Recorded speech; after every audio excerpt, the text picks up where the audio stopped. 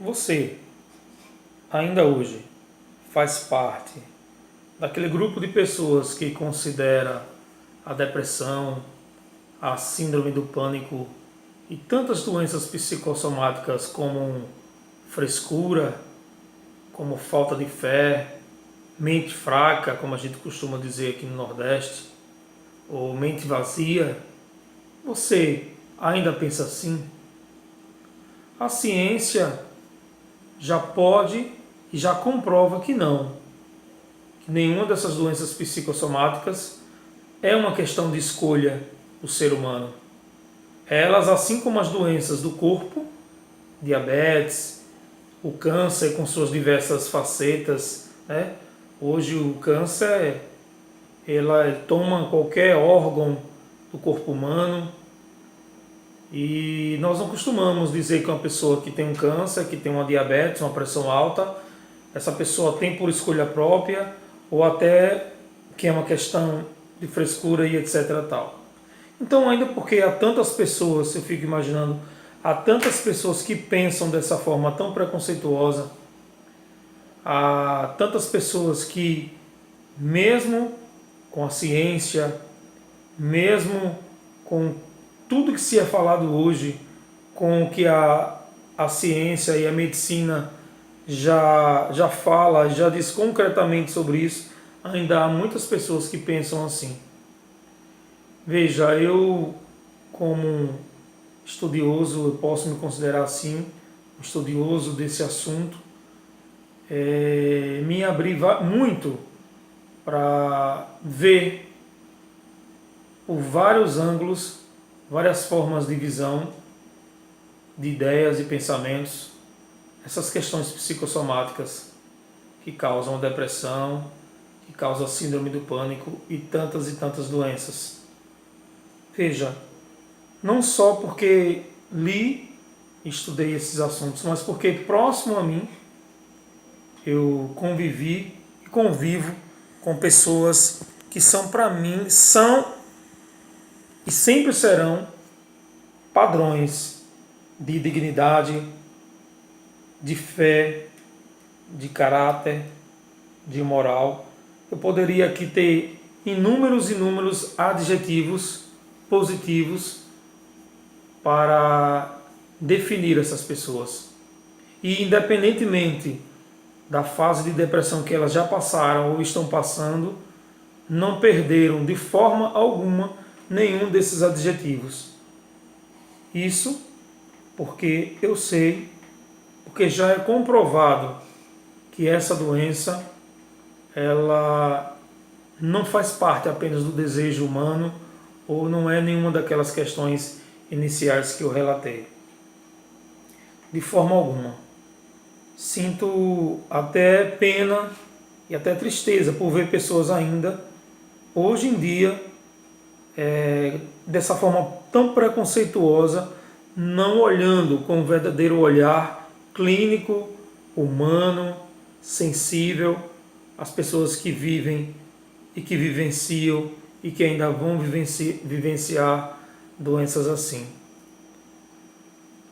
Independentemente da ciência, ela comprovar hoje que não é uma questão de frescura, eu penso que se a gente parar um pouquinho para refletir, olhar ao nosso lado, como disse, olhar até os exemplos das pessoas que vivenciaram, que vivenciam essa situação, é muito fácil a gente perceber que nós, né, às vezes no alto da nossa prepotência, nós também poderíamos estar vivenciando isso. E até temos a possibilidade, infelizmente, assim como um câncer que está dentro de nós e a gente não sabe como e de que forma ele pode se desenvolver, nós também amanhã podemos estar vivenciando situações tão sérias como aquelas pessoas que vivenciam.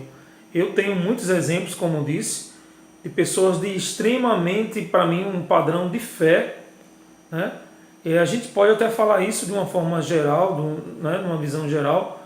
Nós temos aí exemplos de pastores, de sacerdotes, de pessoas que a gente chama mesmo de coração, né, homens e pessoas de Deus que já vivenciaram, né, a depressão. A depressão tem entre inúmeras causas, aparentes e não aparentes. Há pessoas que desenvolvem essa doença em um período de extrema alegria, de extrema potência, digamos assim, da vida, momentos de grande felicidade. As pessoas não é só porque perdeu alguém, não é só porque está desempregado, não é só porque está vivenciando um momento triste na sua vida, não. O grande e inacreditável dessa doença é que ela vem a qualquer momento da história, da nossa história, da história da humanidade, em qualquer momento que a gente esteja vivenciando. Eu conheço pessoas, como disse, que estavam vivenciando momentos muito bons e de repente foi tomado por uma tristeza, tomado por uma queda, né, como diz o filósofo Clovis, uma queda de potência, né, grandes dúvidas começaram a surgir na cabeça dela. Ela foi perdendo o desejo, primeiro, inicialmente, de se alimentar, depois de sair de casa, e essa pessoa foi mudando completamente a sua forma de enxergar o mundo, e ela começou a utilizar de um filtro, e aí a gente eu nem reconheci, né, porque realmente a depressão ela desintegra grande parte da intelectualidade, grande parte da sensibilidade das pessoas. E eu tive próximo a mim pessoas dessa forma, como eu disse, pessoas que, se a gente olhar e analisar um contexto de não, fulano não tem como ele vivenciar. Então, meu amigo, você que ouve, que assiste mais essa minha reflexão, vamos compreender, vamos estudar mais essa doença e, mais do que isso, vamos ser sensíveis às pessoas que vivenciam doenças psicossomáticas. E a depressão hoje, as estatísticas já nos mostram que é a quarta doença que mais mata. Só perde para o trânsito, só perde para o câncer e doenças que a gente percebe que estão aí se alastrando, são vírus e bactérias que se alastram aí e que tomam posse dos nossos corpos. Então só está perdendo para poucas doenças. Hoje já é a quarta causa de morte, no ser humano. E a minha reflexão me faz pensar, me faz refletir que a gente deve sim dar muito valor a conhecer, conhecer mais essa doença psicossomática, que ela não só é uma questão intrapsíquica, mas que também influencia no corpo, influencia na quantidade de hormônios, influencia nas questões, como eu disse, começa na mente, começa dentro da psique humana, mas ela vai atingindo outras questões, outros órgãos do sentido do ser humano. Que a gente pare e reflita e principalmente não haja de forma preconceituosa, porque não vai ajudar em nada. O que a gente pode garantir é que essas doenças elas podem vir a qualquer momento e pegar qualquer pessoa. Eu disse qualquer. E como disse, ainda é inaceitável pensamentos como esses que inicialmente do vídeo eu disse, pessoas que acham que essas doenças é com estalar de dedos que se resolve. Não é assim. Tá? Por outro lado, que a gente tenha esse cuidado, que a gente, se de alguma forma essa doença possa ser prevista, que eu não creio que sim, mas que a gente possa pensar nas razões existenciais, que a gente possa desfocar na nossa mente sempre da tristeza, sempre das realidades duras, que a gente sempre possa ter um olhar para o mundo, como diz Augusto Cury, um olhar sempre para o belo, independentemente das tristezas.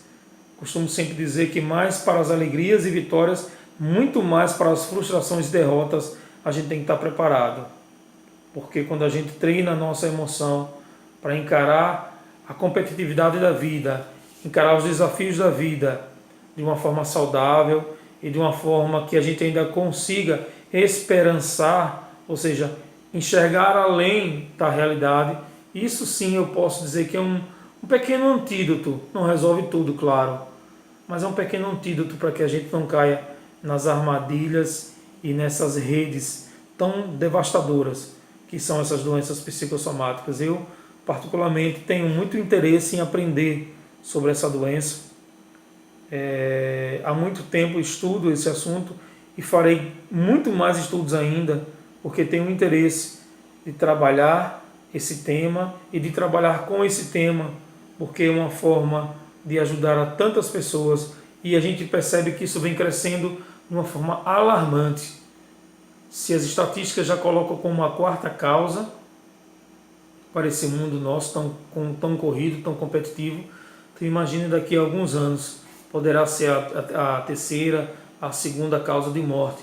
A gente vê isso em crianças, que é uma coisa que a gente, como uma criança que deveria estar numa fase lúdica, uma fase do brincar, uma fase de não ter tanta seriedade, né?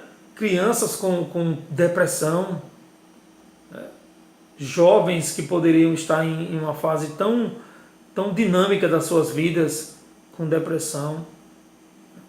É claro que não que eu esteja dizendo que a depressão seja uma doença para idosos, mas muitas vezes, numa idade avançada, muitas vezes as pessoas, infelizmente, algumas pessoas perdem um pouco esse desejo de esperançar, de pensar no amanhã e no futuro, e às vezes envolvido pelos problemas da família, porque o avô, a avó, o pai e a mãe, ela transcende as suas realidades, ela não vive mais para si, mas ela vive muito mais para os netos, vive muito mais para suas famílias do que para si mesmo. Então, fica aqui a minha reflexão. Vamos rezar com a nossa fé, com a sua forma de rezar do seu jeito.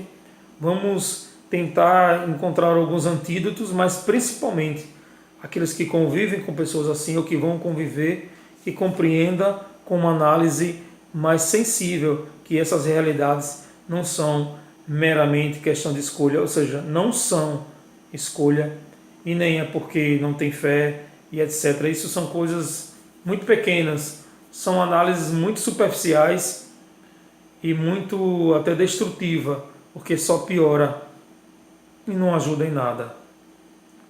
Se você assiste nossos vídeos pelo Facebook, eu agradeço demais. Se for interessante para você, compartilhe. Se você ouve e assiste pelo YouTube, você se inscreva no nosso canal, tá? Que você curta, faça todos os trâmites para que o nosso canal possa crescer e para que essas reflexões cheguem a mais corações e mais pessoas. Da minha parte, eu percebo que estou dando continuidade à missão que Deus me deu e a missão que é sua também, que é a missão de levar reflexão, levar a palavra de Deus quando haver corações para ouvir e evangelizar, que é levar uma boa notícia aos corações, não é isso? Muito obrigado, André Lisboa, agradecendo de coração a todos vocês.